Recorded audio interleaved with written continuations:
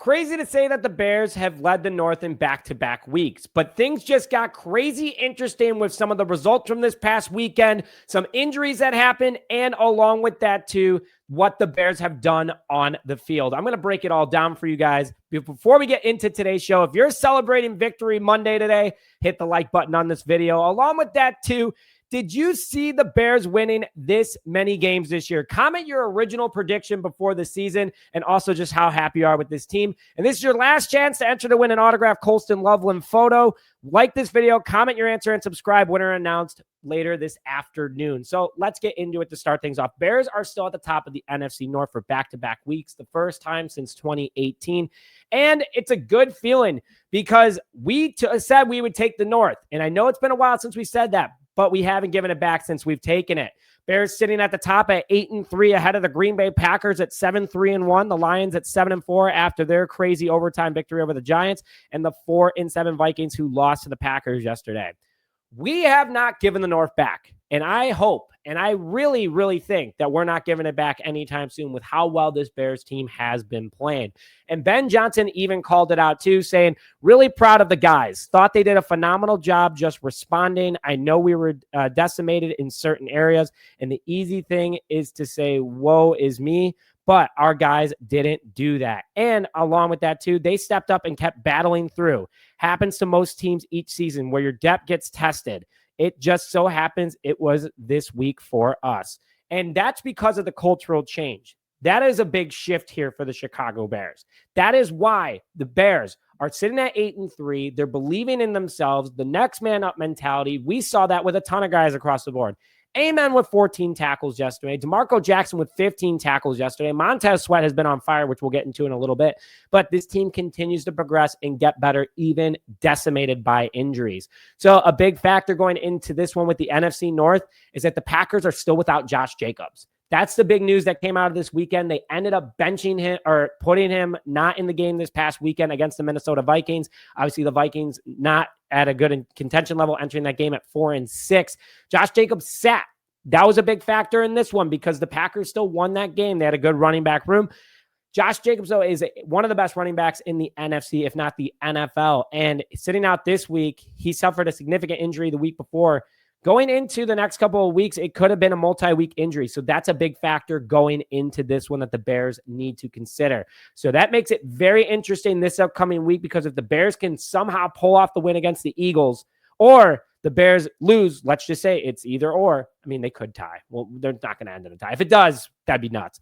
The Packers don't have the advantage that they usually have with him on the injured spot right now. So that makes it very, very interesting so far. We got more interesting stuff here at Just Another Year. But before we get more into it, we are 57 away from our next goal of 39,800. We're less than 260 away from 40,000. And when we hit 40,000, I'm giving away a pair of tickets to one of the NFC North matchups, whether the Lions or the Packers at home. So make sure you hit that subscribe button.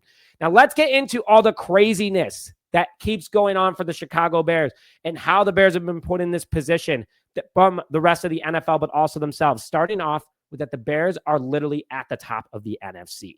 Who would have thought entering week 13, the Rams' big win on Sunday Night Football puts them solely at the top. But the Bears have a three-way tie for the second best record with the Eagles and the Seahawks at 8-3. The Seahawks are second in the NFC West behind the Rams at the moment.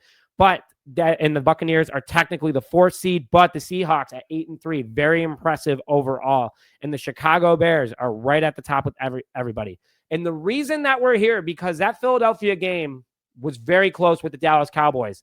It's because of Saquon Barkley. If you guys didn't know, Saquon Barkley fumbled it in the fourth quarter on a crucial offensive drive that allowed the Dallas Cowboys to get right back into the game and win it all at the end of the day. So the quarter four fumble was massive, and that made this entire situation crazy because Barkley has not been having the best year, no denial about that. Bears enter the game where their rushing attack hasn't been the greatest, but along with that too, Barkley not being confident becomes a factor. So with Montez Sweat playing better, along with Javon Dexter Sr., Andrew Billings, Grady Jarrett, this just made things that much cooler entering week 13, Black Friday versus the Eagles. Now, the Bears, here's where it gets even more crazy interesting, is that there is a chance for them to be at the top of the NFC after this week. So how is that going to happen? Bears have to beat the Eagles, and the Rams lose to the Panthers. If that happens, the Bears would not only be at the top of the NFC North, they'd be at the top of the NFC, and they would enter that versus the Green Bay Packers. How sweet would that be to go up to Lambeau after the Bears beat them in Week 18 this past year with Caleb Williams with a game-winning drive, and then walk into Lambeau the next time at the top of the North and at the top of the NFC. So, gotta love that. And that's just because this team is playing so well. I mean, Ben Johnson has changed the culture of this team, and that is why things are so much different. And look at these just crazy stats right here. So, from Mark Potash, fun fact, the Bears are 4-3 when allowing 23 or more points under Ben Johnson this season, including 4-1 since Week 3. They were 6-82 in that category from 2014 to 2024 under various different coaches. That's nuts. Then our good friend Jacob Infante, your Chicago Bears are now 8-3. This was a game they needed to win, and they executed. Most wins they've had in a single season since 2020, and the best one, in my opinion. Games to get to 8 wins. Ben Johnson, 11. Matt Eberflus, 30. The effect is real. Whether you think it's a joke, I mean, in Ben we trust. Whether you think it's a funny joke or just a funny saying, the Ben Johnson effect is truly incredible, what is done to the Chicago Bears team from a culture perspective and what we've seen on the field, because the Bears right now rank top 10 in 3 of the 4 major offensive categories, 6th in yards per game, 2nd in rushing yards per game, and 8th in points per game.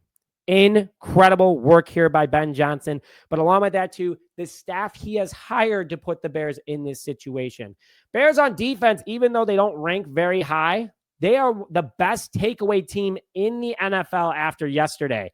And they are the only team in the NFL to have 3 players in the top 5 of interceptions at the moment. Bears have the top 3 actually interception leaders at the moment entering after Week 12. Kevin Byard with 5, Nahshon Wright with 5, and Tremaine Edmunds with 4. And just to make it even crazier how these ball hawks are doing, in 11 games, Kevin Byard has 5 interceptions, 6 pass deflections. Nahshon Wright, which you guys have to remember was on the practice squad of the Minnesota Vikings last year, has played in 11 games for the Bears this year with 5 interceptions and 10 pass deflections. This guy rocks. And I hope that they can somehow extend him, but he's probably going to want a big contract. He practically saved his career coming to the Chicago Bears, so maybe a little discount would be nice. But then Tremaine Edmunds, who's on IR, unfortunately missed his first game against the Steelers. In 10 games for the Bears, had 4 interceptions and 9 pass deflections, along with 89 tackles. These guys are doing it all, considering that this defense is decimated at the moment. They were missing Kyler Gordon most of the year. They're missing Jalen Johnson minus a first half against the Detroit Lions. It is insane how well this team is doing so far. All things considered, Dio is out as well, and the Bears continue to just win ball games and keep putting pressure on other teams.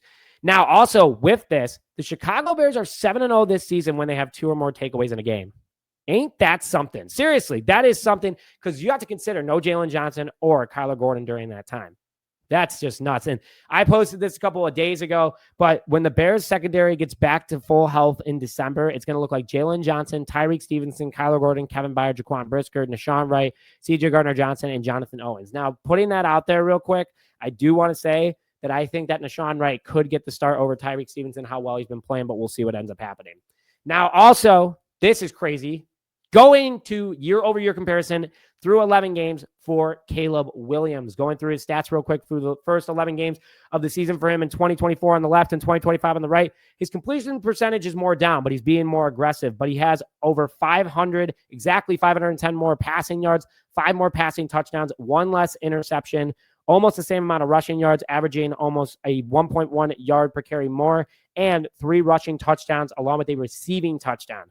He's been electric, and his projections this year so far, close to 4,000 passing yards, 25 touchdowns, 6 interceptions, a total of 30 touchdowns on the year with receiving and rushing.